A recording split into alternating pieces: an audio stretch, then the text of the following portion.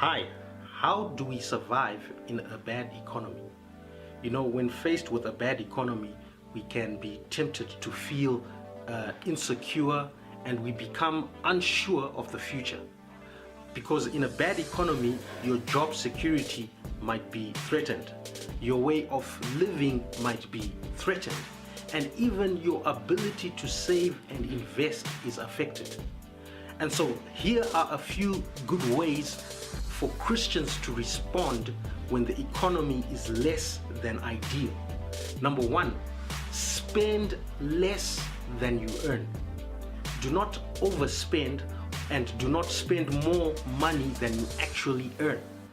Proverbs chapter 21 verse 20, it says, "In the house of the wise are stores of choice food and oil, but a foolish man devours all he has."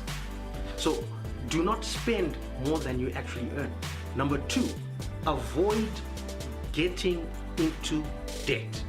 When the economy is bad, it's a bad time to always borrow or to borrow a lot of money. However, if you feel that you must borrow, then borrow money that you know you can easily return.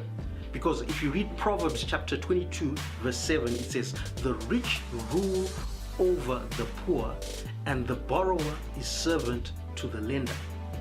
Number three, don't be lazy. If you are struggling to find a job, then start a business.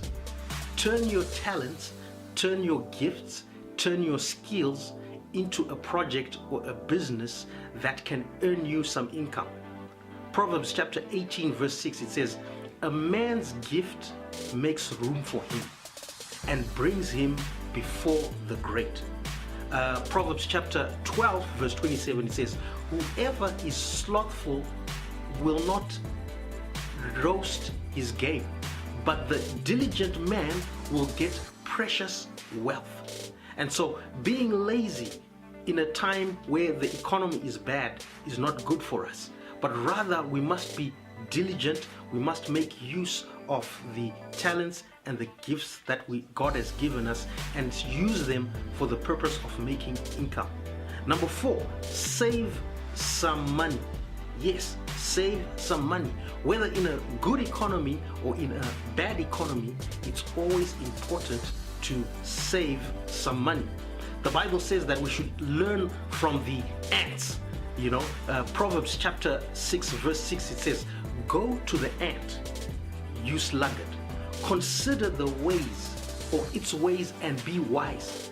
It has no commander, no overseer or ruler, yet it stores its provisions in summer and gathers its food at harvest." So saving our money is very important. Number five, last and not least, trust in the Lord your God. Do not be anxious about anything, but trust that God will supply your needs. Do not fear the future, for God has plans to prosper you and not to harm you. Always remember that God is your provider, and He will never leave you nor forsake you. Amen.